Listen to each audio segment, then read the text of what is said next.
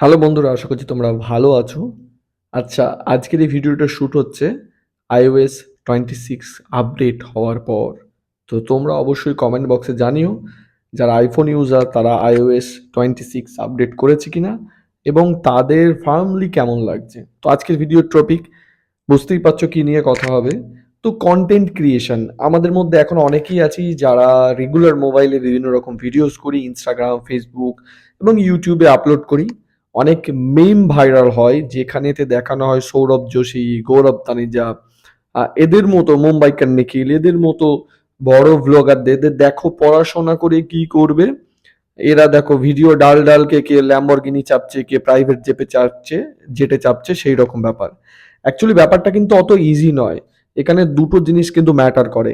এক নম্বর যেমন হচ্ছে কনসিস্টেন্সি ম্যাটার করে, মানে তুমি ডেলি কিরাম আপলোড করছো। দু নম্বর ব্যাপার হচ্ছে তুমি যে কন্টেন্টটা করছো সেখানে পাবলিক ইন্টারেস্ট হচ্ছে কিনা, পাবলিক সেটা ভিউ করছে কিনা। তিন নম্বর অবশ্যই লাক ম্যাটার করে।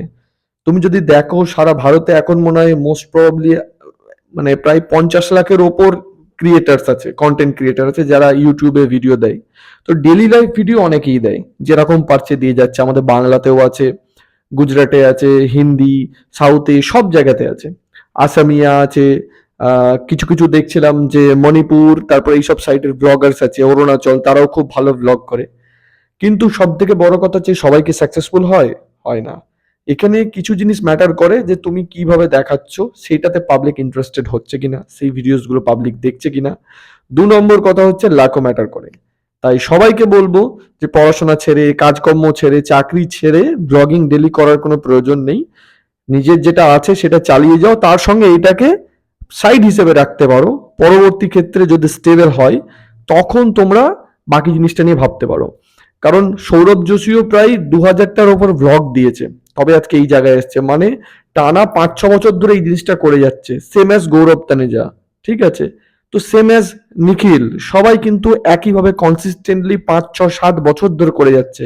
মানে আজকে তুমি যদি ভাবো যে আমি জব ছেড়ে দিচ্ছি, পড়াশোনা ছেড়ে দিচ্ছি, দিয়ে এইটাই করব, 5 বছর পর সাকসেসফুল হবো, সেই 5 বছর টানাটাও কিন্তু খুব চাপের। হ্যাঁ, তো সুতরাং বাকি লাইফ চালানোর জন্য বাকি যেগুলো সার্কামস্টেন্স সেগুলো করে যাওয়া উচিত।